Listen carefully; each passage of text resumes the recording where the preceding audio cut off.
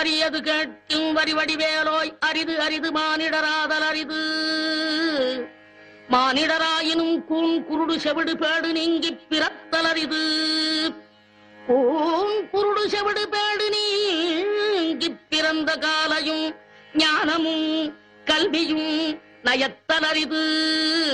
ஞானமும் கல்வியும் நயந்த காலையும் தானமும் தவமும் தான் சீதலரிது.